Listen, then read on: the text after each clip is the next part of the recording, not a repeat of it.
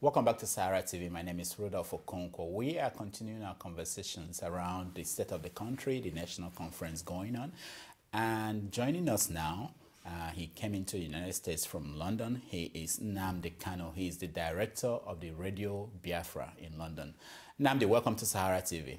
Thank you very much. So let's start with the national conference going on in Nigeria. I know that several groups were not allowed to be part of it because they don't want people to go to the no-go area. What is your take on the national conference going on? It's a discussion forum. It's been going on for very many years, as you can recall. This is about the fourth incident or major gathering of this magnitude happening in that very place they call Nigeria. It has no resonance. It doesn't resonate with us at all because it is the same people that caused the problem that are going to this conference. How can you ask people that created a problem to go and solve it? I've not seen where that's ever happened in the world before. So our take on it is that people are free to talk. I believe in democracy and in the right and freedom of anyone to speak. So if people wish to gather to speak on a range of issues they consider very pertinent to their problems, then we welcome it. But in terms of affecting our overall outcome or in a way trying to improve our lives, I very much doubt it. If you look at the caliber of people that are sending there to represent what I regard, unquote, Igbo interest, you will see how distressing it is that a man that killed and murdered his own people at Asaba in the shape of Obasanjo, Ike Nwachukwu, is there representing the same people that he killed, just by virtue of the fact that his name is Igbo, which we find abominable. Someone like Nwobodo is there.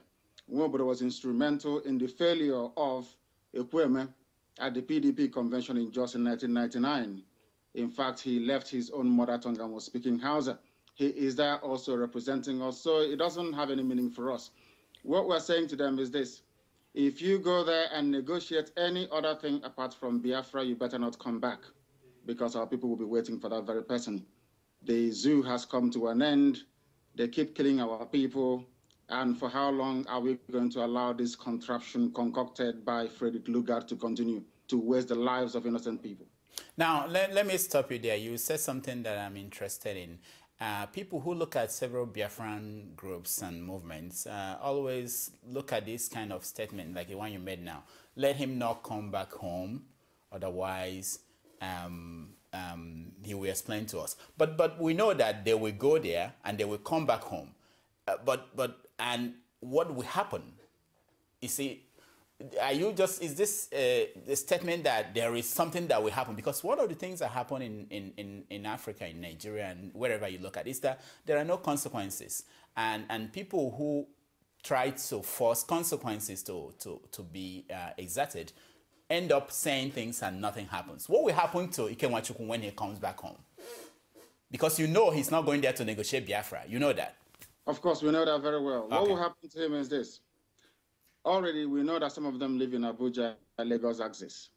There is nobody that speaks for the Yoruba nation that lives in anywhere in Igbo land or in Biafra land. There is no prominent Hausa person that lives anywhere in Biafra land. What we are saying to this man and his likes is that, of course, they will underestimate us because those that have gone before us have made threats and didn't carry it out. This time it is different. If we can place the name Biafra on satellite, if we can broadcast so that the whole world can hear us every blessed day, if we are in over 70 countries around the world with over 5 million listeners, there is nothing we cannot do. This time around, things are very, very different, believe you me. Very, very different, and very soon the world will hear about it. Because the only language that people in the zoo understand is the language of violence and force. After all, that very contraption was put together by Frederick Lugard by force. That's one thing people don't understand, that Lugard killed people to bring Nigeria together. And the killing of people to disintegrate the zoo shouldn't come to anybody as a surprise. Our promise is very simple. If they fail to give us Biafra, Somalia will look like a paradise compared to what will happen to that zoo. It is a promise, it is a pledge, and it's also a threat to them. Mm-hmm. They must understand this, that we've had enough of this nonsense. These criminals cannot be stealing money belonging to everybody. These same men cannot be responsible for the length and breadth of the death, the abominable things they continue to do to the people in that very country. Every day, every week, every month, and every year, we cannot allow that to continue. It's impossible for us to let that continue because this nonsense has to come to an end. What in Ghana must happen. Now, let me ask you, when his name was announced as the leader of the Igbo delegation, so why didn't your group question the governors that appointed him the leader of the Igbo people to the national conference? It's because the governors you have in Biafra land are an extension of the Hausa Fulani hegemony. They were appointed by Hausa Fulani men to come and do the bidding of Hausa Fulani oligarchy in that very part of the world. So it didn't come to us at all as a surprise. Every Igbo governor you have has a Hausa Fulani godfather. Hausa Fulani people put them there. They are there to do their bidding. If you go to Imo State, you'll understand what I'm saying.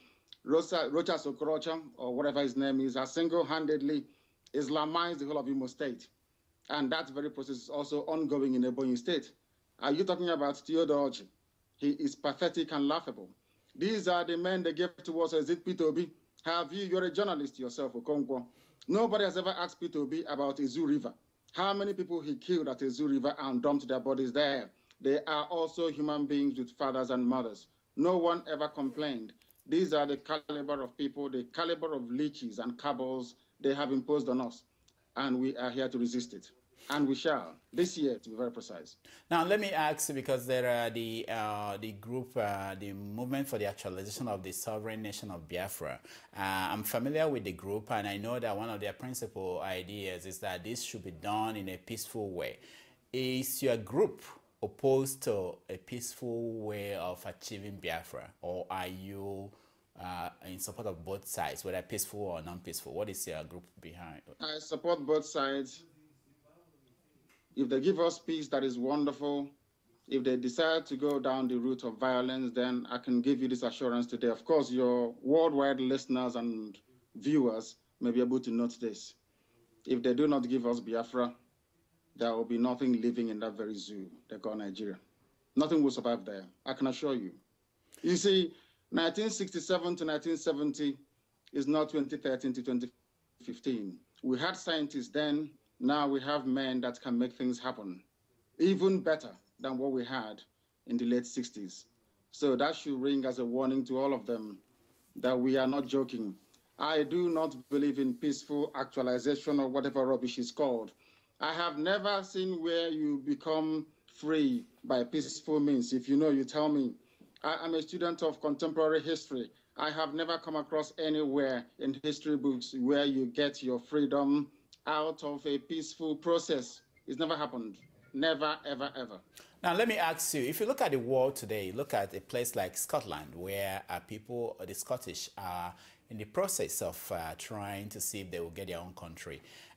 Basically, the way they went about it was to say, we want to be separate from the British England, and they are putting a process where they will vote, and if majority of them say they want to move, and they will move. Now, I want to ask you, do you think that if you ask majority of Igbo people today whether they should be part of Nigeria or part of Biafra, that you have the numbers that will come to your side of the argument?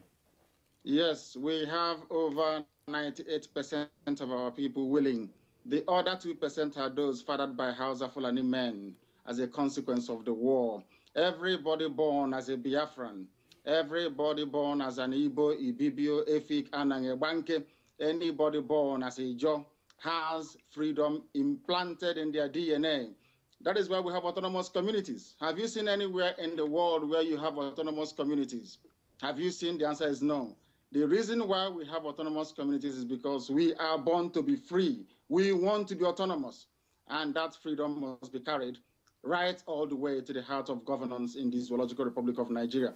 We must make this very, very clear and abundantly clear to our people that our quest is for us to be free. You mentioned Scotland. Scotland is already a free nation. What they are seeking in Scotland is independence. We are not free and we are not independent either. So that is why the same scenario doesn't apply at all.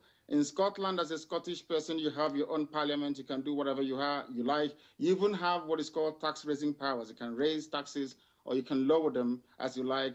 The Scottish Court of Sessions is in charge of the entire legal process in Scotland. Now, Nandi, let me ask you. I know. Why don't your group push for that in a place like the National Conference that is going on now to get that kind of autonomy first, rather than now pushing for independence without whether Nigeria wants it or not? The fact of the matter is that the structures doesn't exist. The institutions that will allow the emergence of a democratic Biafra within a peaceful setting does not currently exist in that very place you call Nigeria. Mind you, that is the name of a river.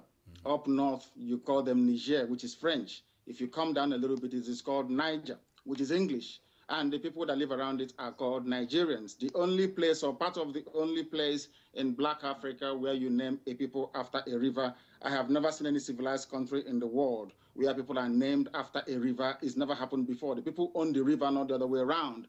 By tacitly accepting the word and the tag Nigeria, what it means is that you never had any history until Frederick Lugard came, which is a fallacy, it's an abomination, and nobody should be saying that. Coming back to what you said, there is no way we can run for office as a political party. We tried it with ABGA and it did not work.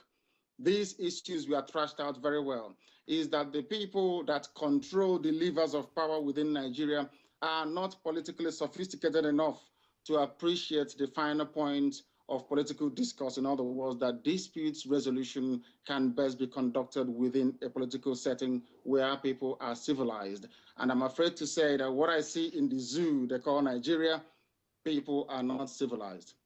Now, we're out of time, but let me ask you, last week, I believe, the Biafran Zionist movement claimed a responsibility for the attack at the Enugu State Government House. Are you familiar with that group, and what was the mission of that attack?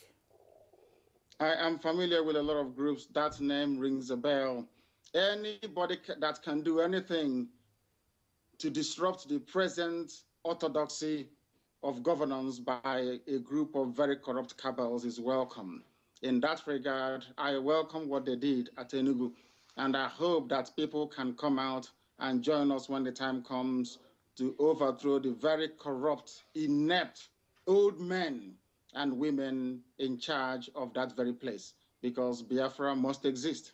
It's our right to make sure it happens. All right, Nnamdi Kanu, thank you so much for joining us, and we will bring you back again and see how things are going. Thank you very much, and thank you for having me. All right, thank you. Thank you. When we come back, we are going to continue our discussion. We'll give you the chance to weigh in on some of these interesting topics, and during our Skype calls and feedback calls. So stay tuned. We'll be right back.